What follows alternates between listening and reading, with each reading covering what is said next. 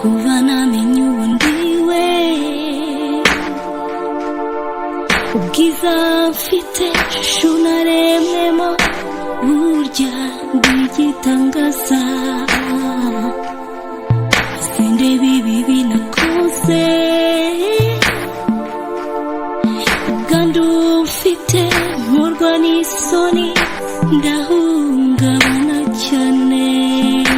Numva umwuka w'Imana ambwira ati waguzwe amaraso y'agaciro kandi akwezaho ibyaha byawe byose.